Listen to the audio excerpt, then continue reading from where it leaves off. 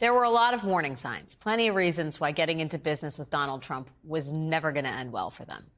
But if there was one moment where they should have walked away with their dignity intact and kept their distance from Donald Trump forever, it was probably this one. Andy, you're just being pounded on. You're being out-debated. I just don't want somebody running one of my companies that's going to get beaten up so badly. You're fired. And I just have to do this. I have no choice. Wes, you're fired also. Andy Litinsky and Wes Moss, contestants on season 2 of The Apprentice. Both were fired by Trump in dramatic boardroom scenes full of melodramatic music and a whole lot of reaction shots. But Andy Litinsky and Wes Moss did not learn their lesson. Years later, after Trump became a twice impeached former president who tried to steal an election, Andy Litinsky and Wes Moss decided to go into business with him. And boy, do they seem to regret it. These two former Apprentice contestants helped Trump build his right-wing Twitter knockoff social media company, Truth Social. But now they are suing Trump, claiming he's essentially trying to cheat them out of their share of that company. I mean, who could have seen that coming? That lawsuit isn't your typical where are they now reality TV story. The lawsuit from those two former Apprentice stars is now getting in the way of Trump's latest attempt to escape accountability. Right now, Trump is on the hook for more than $500 million from his civil fraud and defamation lawsuits. At the same time, Trump is in the middle of a big deal to try and effectively sell that Twitter knockoff for billions of dollars, the company that Andy Litinsky and Wes Moss helped Trump create. A lot of people think Trump could try and use the proceeds from that sale to pay his legal bills. That way, he could avoid having to sell off his precious real estate holdings and get Truth Social's investors to cover the cost of his misdeeds. But now the Washington Post reports that the lawsuit from those two former Apprentice stars is throwing a wrench in the deal. It's delaying Trump's access to those funds, which could be a real problem for Donald Trump, who sure seems these days like he does not have the money to pay the millions and millions in penalties that he owes. Last week, Trump tried to get the courts to delay his $83 million payment in the E. Jean Carroll lawsuit. Today, Carroll's attorney responded to that request for delay, saying he simply asks the court to trust me and offers the court filing equivalent of a paper napkin signed by the least trustworthy of borrowers. Trump is also trying to delay paying his New York civil fraud payment. This week, Trump and his lawyers asked the judge to allow him to pay only $100 million of the $450 million he owes in that case. Yesterday, the judge denied that request. In a 2-line statement, he told Trump's attorneys, "You have failed to explain, much less justify, any basis for delaying the payment." And scene. In the course of that back and forth yesterday, though, we learned about another possible attempt by Trump to avoid paying the piper. And it is a real doozy. In a legal filing yesterday, New York Attorney General Letitia James accused Trump of quietly trying to move his assets to Florida to avoid having them seized by the state of New York.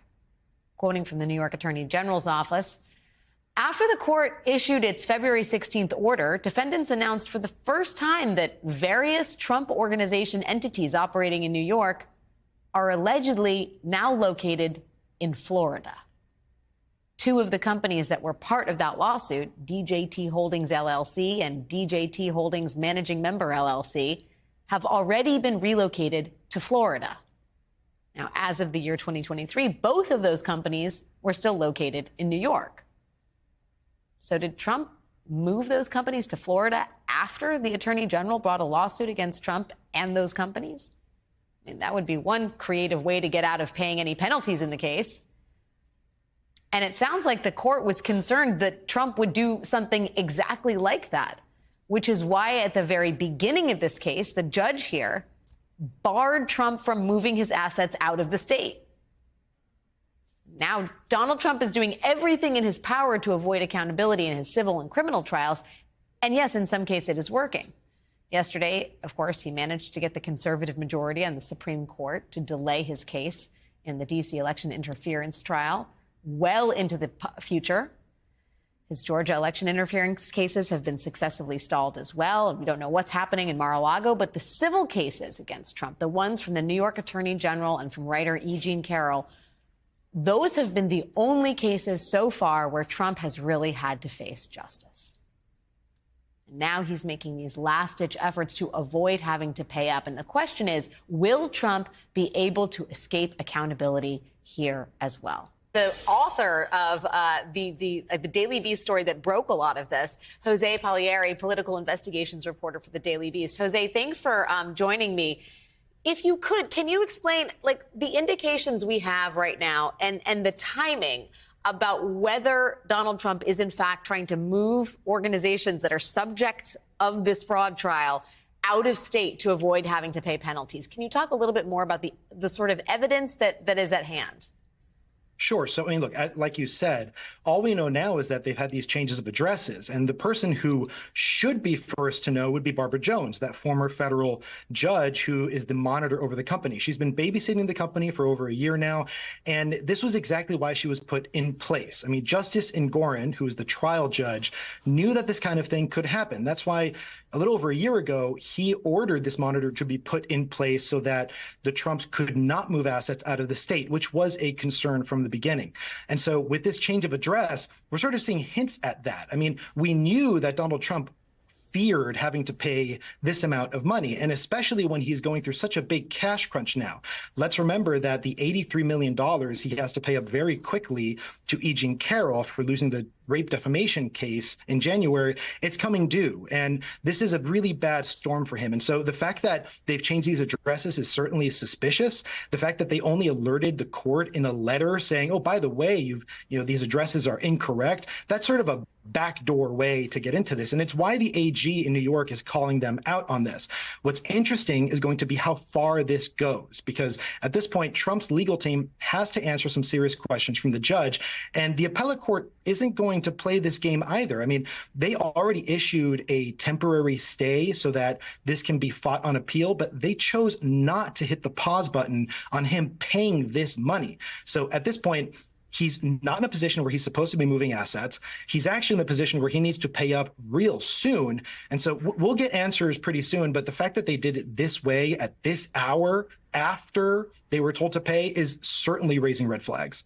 If it makes you feel any better, I have already put evac on alert. He's ready to go if it comes to that. General, I can assure you. Hey, General, let me into the war room to see you, so I had to hack my way onto this frequency. This better be critical, Wheelie. Sir, come on, when is it not, please? Okay, couple of things. I'm running low on the dough. I was thinking about taking a couple of months sick leave, maybe starting today. And, oh yeah. I intercepted a transmission from Megatron. Then send it through. Yes, sir, right away, sir. And so I'll assume that we're good on the other stuff. This is your last warning, insects.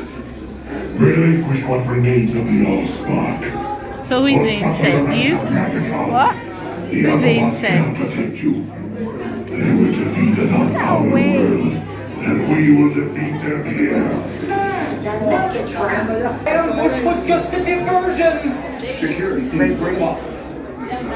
Rabbit, she's already inside. Deeds! Give me an update on that reserve. What's readiness? What was his name? What was it? Evac, sir. Right, evac.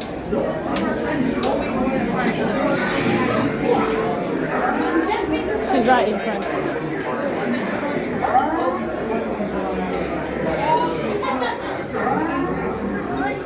We are facing a heavy, sustained attack.